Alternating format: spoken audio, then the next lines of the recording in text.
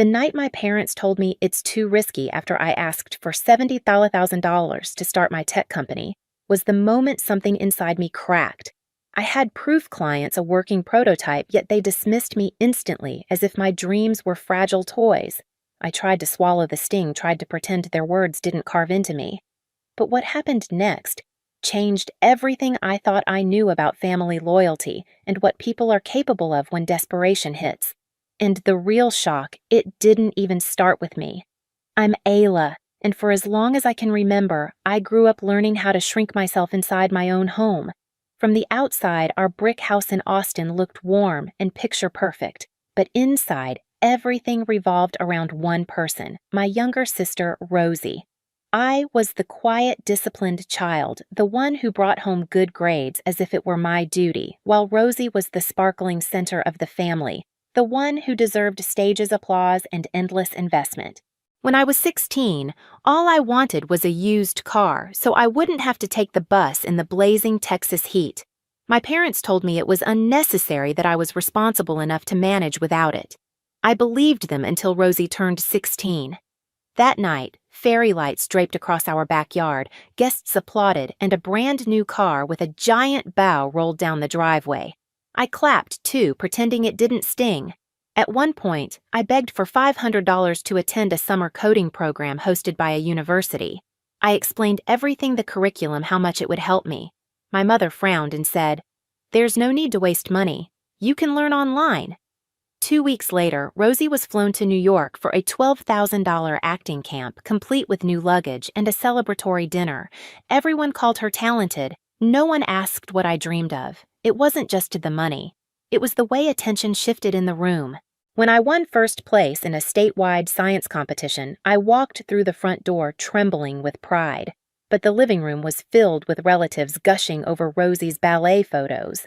My mother glanced at my certificate and said, "That's nice, honey," then turned back to brag about Rosie's costume. My award vanished under a stack of magazines by evening, so I became independent by necessity. I cooked my own dinners. I handled my own homework. I learned not to expect anyone to clap for me. When I earned a partial scholarship to a prestigious university and packed to move across the country, my parents simply reminded me about the high cost of living. Meanwhile, Rosie enrolled in an expensive arts program, and the whole family hosted a farewell party for her. Still, a small part of me hoped adulthood would change things, that effort and results would finally matter. I worked late shifts, juggled jobs, and dreamed of building something real. I thought that once I proved myself, once I had something solid to show, my parents would finally see me. But the truth is, some patterns don't fade with time. Some wounds don't heal just because you grow older. And I was about to learn that in the hardest way possible. When I finally stepped into the tech world after graduation, I worked harder than I ever had in my life. Long nights, relentless deadlines, no safety nets. But for the first time, my effort meant something. After 2 years, I had managed to save about $40,000 money, scraped together from overtime shifts, careful budgeting, and saying no to every luxury. And then one day, everything clicked. A glaring gap in the construction industry, a prototype, and 8 companies willing to commit once the product was built. My idea wasn't a fantasy, it was viable. Real. I could finally build something of my own. I just needed $70,000 to bring it to life. So I did something I almost never did. I hoped my parents would choose me. I flew home for the weekend carrying printed plans, revenue projections, and a polished demo. I rehearsed in the mirror, imagining for once my parents looking at me with pride. When I stood in their living room laptop, open heart pounding, I truly believed this moment could rewrite our history. But when I finished, my father lowered his newspaper, unimpressed. "It's too risky," he said flatly. My mother nodded. "You already have a stable job. Don't gamble your life." They didn't ask questions. They didn't look at the numbers. They didn't even try. I closed my laptop, slowly swallowing a hurt that felt familiar, almost predictable. I told myself to breathe. I reminded myself that disappointment was not new. But what happened next wasn't disappointment. It was betrayal. Just a few months later, while I was debugging code past midnight in my tiny apartment, my mother called, sounding breathless with excitement. "Rosie's starting a luxury event company in Dallas," she said. We're helping her launch. Helping her. The phrase echoed dangerously. Then I heard the real number, a 725K loan, a brand new BMW for her brand image, an office space in a trendy district, designer outfits, lavish parties for networking. All the things that were too risky for me were suddenly worth investing in for her. I stared at the wall for a long time after that call, my chest tight, my vision blurry. I wasn't naive. I knew Rosie had always been favored, but this was no longer favoritism. This was a decision that told me without hesitation exactly where I stood in my own family, and in that quiet apartment, lit only by the glow of my computer screen, something shifted inside me. Not anger, not yet, just clarity. Sharp, cold, undeniable. If I wanted a future, I would have to build it alone. Because for the first time in my life, I understood something painfully simple. I could spend years proving myself, and they would still choose her. Once I accepted that I was on my own, I made the hardest decision of my life. I mortgaged my small San Jose condo and combined that loan with the $40,000 I had saved. It was terrifying signing papers that tied my entire future to a fragile idea and an empty bank account. But fear felt cleaner than disappointment. At least, fear belonged to me. I rented a tiny office in an aging industrial building on the outskirts of the city.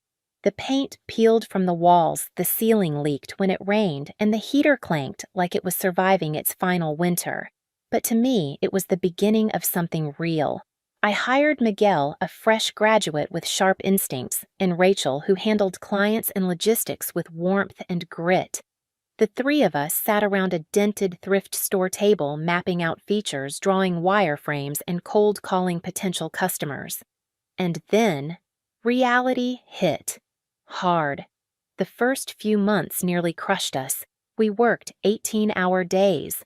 We ate cheap sandwiches and instant noodles. I coded until my wrists ached and my eyes burned. Some days, the app broke in ways I couldn't explain. Some days, potential clients ghosted us after showing interest. Then came the worst blow. A mid-sized construction company that promised to sign a major contract backed out at the last minute. Their email was cold and transactional, but the impact was devastating. That contract had been our lifeline. Without it, our budget evaporated. I sat in the dark office long after Miguel and Rachel had gone home, staring at the nearly empty payment spreadsheet. Rain tapped against the cracked window, the kind of slow, steady rhythm that made everything feel heavier. For a moment, I wondered if my parents had been right. Was it really too risky? Was I foolish to think anyone would believe in me? But then I remembered the sound of my father folding his newspaper, the flat tone of his voice, the certainty with which he dismissed me while saving every last ounce of faith for Rosie. And something inside me hardened. I refused to fail in a way that would prove them right. Just when I thought we were at the brink, an unexpected email appeared. A construction company in Sacramento wanted to try our software for a year. It wasn't a huge contract, but it was real steady, legitimate revenue. When we signed it, all three of us sat on the office floor, eating dollar pizza, laughing and crying at the same time. And while BuildFlow slowly regained its footing, news from Austin began to trickle in Rosie's luxury event. Company was collapsing. Her expenses ballooned, her client list evaporated, and the BMW she flaunted everywhere was eventually repossessed. My parents were sinking fast, and for the first time, they started looking in my direction. The first call came on a Thursday evening, just as I finished a meeting about a new BuildFlow update. My phone buzzed again and again until I finally picked up. My mother's voice trembled the moment she spoke. "Ayla, we need your help. The bank is threatening to take the house. If you could send $100,000, we can fix part of the debt." For a moment, I didn't breathe. $100,000. The amount I had scraped together through sleepless nights, the amount that represented every inch of my independence. Before I could form a response, my father took the phone. "You're successful now. You have money. We raised you. We invested in you. It's time you repay the family. Sell your home if you need to." Those last 4 words sliced through me. Sell your home. as if the place I fought for, the one I mortgaged to survive, was nothing more than a convenient asset to bail them out. I swallowed hard. Dad, I can't. This condo is all I have. It's the foundation that kept my company alive. Silence, then a heavy sigh. So you're choosing yourself over your family. Something inside me snapped, not in anger, but in clarity. I'm choosing fairness, I said quietly. Something I never got. My mother began to cry. My father muttered something about ingratitude. I hung up before their guilt could crush me. For the next week, the calls were non-stop. Messages stacked up. Rosie texted paragraphs, each dripping with entitlement. You're the only one who can fix this. You owe us. Stop being selfish. But nothing prepared me for what happened next. The day they showed up at my door. It was a warm autumn afternoon in San Jose when the doorbell rang repeatedly, urgently. I expected a delivery, maybe a neighbor. Instead, when I opened the door, my parents stood there with Rosie by their side. My father looked stern, my mother tired, Rosie defiant with crossed arms and an expression that suggested she was the victim in all of this. We need to talk, my father said, brushing past me before I even invited him in. They settled on my couch, visibly uncomfortable in my small condo, a place that didn't match Rosie's former luxury aesthetic. I stood across from them, a wall of calm distance separating us. My mother began gently, as if softening me up. Ayla, what happened with Rosie's company? No one could have predicted it. The market changed. She just needs time. We all do. I said nothing. My father leaned forward. You have the ability to help. All we're asking is that you sell this place. Use the money to save the family. Rosie finally spoke, her tone thick with accusation. You know I didn't mean for things to fall apart, but you're doing well. Why can't you do something for us for once? That word once nearly made me laugh. I drew a steady breath.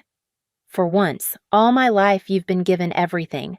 Ballet classes, camps, cars, a $725K loan. And when I asked for $70,000 after years of working, planning, building, you said it was too risky. Do you hear yourselves? Rosie rolled her eyes. That was different. I stared at her. How explain the difference? She opened her mouth, but nothing came out. My father cut in before she could try. We believed in her dream. She needed help. And I didn't. My voice remained even, but it vibrated in the air. When I asked for $70,000, I had a working prototype, clients willing to sign contracts, a plan. Everything you preach about responsibility, I lived it, but you looked me in the face and said, it's too risky. My mother's eyes filled with tears. We didn't want you to struggle. I held her gaze. I struggled anyway. The room was silent, air thick enough to cut. I continued my words, slow and deliberate. When Rosie wanted a BMW to look successful, you borrowed an impossible amount of money without question. When her company failed, you shielded her from consequences. When the debt grew, you still found ways to blame bad luck. But when I built something real, when I fought for every inch of this life, you barely acknowledged it. My father shifted, uncomfortable. We trusted you to take care of yourself. I nodded once. That's exactly the difference. You trusted me to survive alone. You trusted her to be saved at every turn. Rosie huffed, defensive. You're being dramatic. This is family. Families help each other. I looked at her with a kind of sadness I hadn't expected. Families also recognize effort. They acknowledge sacrifice. They don't demand their children destroy the very things they built. My father's voice sharpened. So that's it. You'll let us lose everything. His words hit me hard, but not in the way he intended. For a moment, I saw the scared version of them, afraid of losing their home, their pride, the image they'd spent years maintaining through Rosie. But then I remembered myself, the nights I coded until dawn, the meals I skipped, the condo I fought to keep, and the voice that finally answered was steady and unbroken. I'm sorry you're struggling, I said, but I am not selling my home. My mother sobbed. Rosie scoffed. My father shook his head. They waited for me to crumble to apologize, to explain, but instead, I gave them the only answer I owed. No. It came out quiet, but it carried the weight of every year I spent being overlooked, every apology I swallowed, every dream dismissed. Rosie surged to her feet. "You're heartless." I didn't flinch. "No, I'm finally done being your backup plan." My father's face hardened. "You'll regret this." I walked to the front door, opened it, and stepped aside. I already spent a lifetime regretting things that weren't mine to carry. Slowly, stiffly they stood. They walked past me, each step echoing the end of something I had tried so long to fix. My mother paused in the doorway, her eyes pleading for a version of me that no longer existed. I didn't speak. I didn't apologize. I simply closed the door. It clicked shut, soft, certain, final. Then I leaned against it, letting the silent condo settle around me. Tears gathered, fell, then stopped. Not because I wasn't hurting, but because I had finally chosen myself. And for the first time in my life, choosing myself didn't feel selfish. It felt right. In the 6 months that followed, everything settled into a strange, quiet distance. I didn't block my parents, but the calls stopped. The texts stopped. Even the guilt stopped. All that remained were occasional updates from acquaintances in Austin, updates I listened to without reacting. The red brick house I grew up in was eventually mortgaged, then listed for sale. My father pulled from his retirement early. My mother spent more time at church than at home. Rosie moved in with her boyfriend, posting carefully curated photos that tried and failed to hide the fallout. Meanwhile, build flow surged forward. We signed multiple long-term contracts, doubled our team, and moved into a brighter office in a busier part of town. I left my small condo for a quiet rental house in Palo Alto with a tiny garden where I could breathe, think, and simply exist without walking on emotional eggshells. Some nights I sat outside with a cup of coffee listening to the distant hum of the neighborhood. The pain didn't disappear, but it softened, and in its place grew something steadier, something I had fought years to earn the certainty that choosing myself was not abandonment. It was survival. In the end, saying no didn't break my family, it simply revealed what was already cracked. I walked away from the guilt, the expectations, the years of being the dependable one who never deserved investment. And by choosing myself, I built a life defined not by approval, but by peace. If you've ever had to set a boundary that shook your world, tell me where you're listening from. Your story matters more than you think. And if mine resonated with you, stay subscribed and let's keep healing through the truth together.